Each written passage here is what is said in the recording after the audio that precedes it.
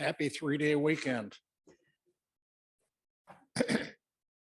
Those of you who are with us in person and online, happy 3-day weekend. And happy Martin Luther King Day tomorrow. We celebrate a man, of course, a human on that day. As well we should, an American hero for sure. But even more than the man, it's a time for us to celebrate the vision that this person had for America and for the world. A vision that was informed and mirrored in every detail by the Christian gospel that he preached as a Baptist pastor. He was an extremist for love. And what would it look like for us, all of us here, to be extremists in love? That's our mustard seed for the week. That's for us to meditate upon tomorrow and every day this week. A lot of folks in this country would prefer very much just to remember Martin Luther King as an iconic figure representing the end of legal segregation in America.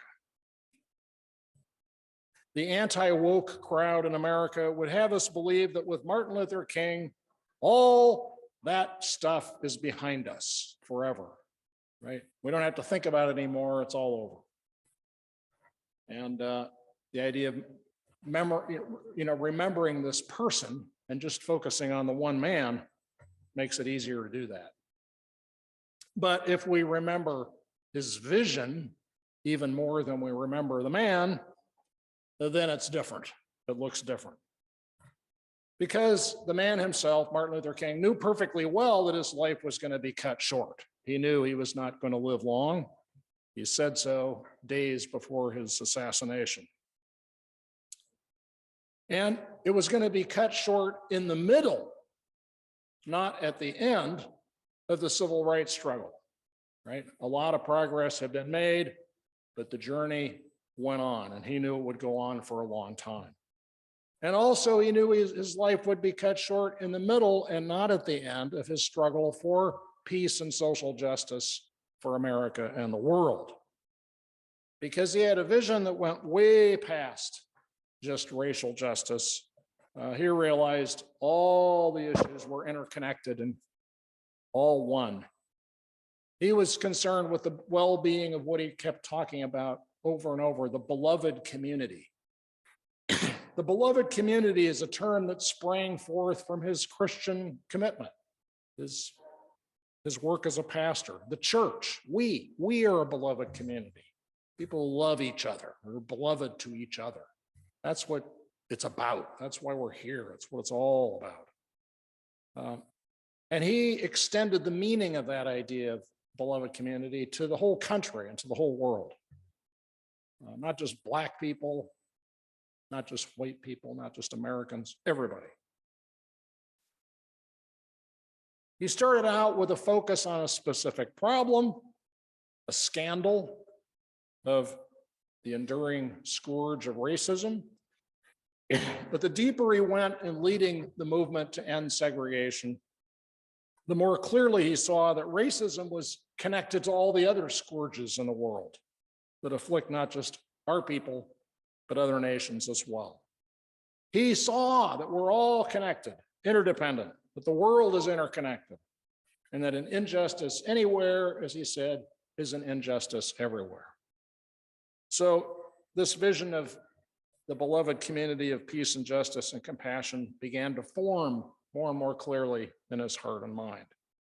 He did not live enough years to express it fully, much less to see it come into fruition in the world fully. So it's up to us to carry on that vision, to express it, and to live it out, to make it real. For those of us who identify as Christians, that's what we are called to do, to lift every voice and sing that vision and lift up our hands to make it real. Your voice matters, my voice matters, your hands matter, my hands matter. Our faith lifts each of us up to speak truth to power, like the Magnificat of Mary. The mighty shall be thrown down from their thrones, the poor shall be lifted up. For the anti-woke crowd, for the folks that wish we could go back to sleep and that things could go back to like they used to be in the good old days, whatever that was, whatever those days were, MLK Day ought to be a wake-up call day, right? Because we're celebrating more than a man, we're celebrating his vision, and we're committing ourselves to fulfill it. It's not about making America great again, as if how great it used to be is how great it should always be. What makes America great is the vision and the tireless effort of Americans to make this country better every day. Better than it ever was and better than it is today. More just, more peaceful, more in harmony with the earth, and kinder, more beautiful. So may the voices of each one of us in this room be lifted up to share with those around you and I this vision of how to create the beloved community. What's your vision for America, for the world? I'm challenging you to come up with your own vision about the kind of country you want to live in. And then share that with the people around you. A positive version, not a put down of the perspective of anybody. A positive vision that rises above partisanship. Now, partisanship is not a bad thing. In fact, it's necessary. But we need a vision that transcends partisanship.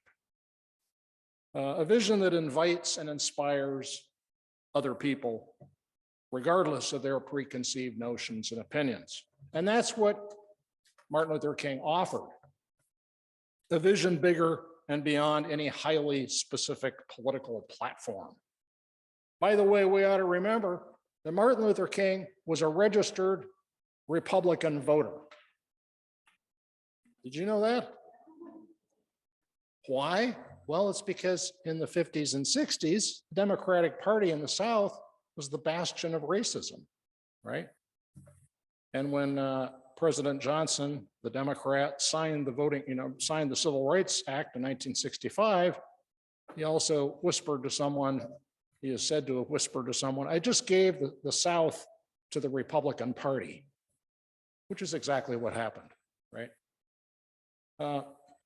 So he was a Republican. So this is beyond partisan politics. His vision was bigger than the britches of any particular political party at the time, and scary to both of them at the time as a consequence. And so that's the kind of vision that we who identify as Christians ought to be proclaiming, right?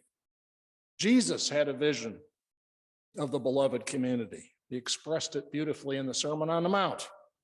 Every generation must come up with its own, right? So let me share a vision. And I'm only sharing this because I'm offering a template for you to follow in coming up with your own vision of what you think this beloved community in America and the world could look like. To find your own words to express it, and then to express it at the right time and place with the people around you. So here's a riff on Martin Luther King's vision. Here's how to make America a city on a hill and a light to the nations. We protect the poor and the middle class with powerful public safety net guaranteeing health and basic income, paid for with progressive taxation. We take strong action to fight climate change. We curb the power of moneyed special interests. We protect democracy from its threats that face it today to make it better reflect the will of the people. We employ sensible government regulations to enable private enterprise to flourish on a level playing field and to protect consumers and the environment. And we avoid the use of military force unless it's absolutely necessary. That's the elevator version, the elevator pitch version, right? The short version. Then there's the longer version, right? I would challenge each of you to come up with at least your own elevator pitch version, right? Of a vision of the beloved community. Here's a longer version, kind of flesh it out, right? Imagine a nation of free, healthy, happy people living in a democracy and working in a vigorous market economy. Nobody worries about lacking the money for food or rent. People are emboldened to be entrepreneurial because they know they're not going to starve or be homeless or lack health insurance if they fail in their business ventures. So the private sector thrives because the public sector provides basic universal protections for everyone. This safety net is funded by progressive taxes, and its services are provided efficiently both by public and private organizations. Wherever practical and possible, market-based incentives are used to maximize the quality and minimize the cost of the programs. Everyone has health insurance paid for by their taxes. Public insurance pays for services provided by private doctors and hospitals. Free education is excellent and accessible to everyone. Higher education is excellent and tuition is heavily subsidized. Research universities, well-funded, are the engines driving the global leadership of the country in technology and culture. Workers displaced by economic change are offered generous retraining opportunities. Everyone benefits from these benefits, but they effectively make restitution for slavery, segregation, and racist redlining suffered by Black people and other minorities that led to multi-generational disadvantage. Taxes do not hurt low-income people. Taxes are substantial, but not too high to stifle the economy. People are willing to pay taxes because they get so much in return. The military is strong, but its budget is scrutinized, and the armed force is always used as a last resort and only in concert with democratic allies around the world. Efficient, straightforward regulations govern the economy, to protect the environment, reverse catastrophic climate change, and protect consumers while maintaining the health of industry and commerce. Regulation is carefully crafted to avoid bad unintended consequences and red tape. Incomes of people vary a lot, but not so much that power and influence is concentrated in the hands of very few people. Executive compensation is moderated by rules that require transparency in corporate governance. Monopolies and their equivalents are broken up by regulations to protect consumers and avoid concentrations of wealth and power. The liberty of individuals is honored unless it adversely affects other people directly. Laws are based on the concept of harm reduction. If a ban on a self-destructive personal behavior will not prevent it or will make the problem worse, then the behavior is not criminalized. Public health and media campaigns are employed instead to reduce the personal self and social harm. Guns are subjected to regulations that are reasonable, assault weapons banned. The number of people incarcerated goes down every year as a result of smart community policing, strong use of unarmed interventions, and rehab and education services inside and outside of jails. Abortion is legal and safe, but there are fewer abortions performed every year because of universally accessible birth control and education about sexual health and family planning. Religion thrives because the rhetoric of politicians and the laws of the government do not officially endorse any particular faith. Religious freedom is defended as the free exercise of faith, not as the ability to discriminate against other people in the public sphere on the basis of one's faith. And a free market of faith keeps religious groups responsive to the spiritual needs of people. Democracy is reformed to encourage maximum citizen participation through greater representation of all political perspectives and lessened influence of big money interests. State and federal constitutions are changed to make it so that presidents are elected by the popular vote and representatives are chosen by ranked choice voting to encourage moderation, and districts are drawn in a fair and partisan manner.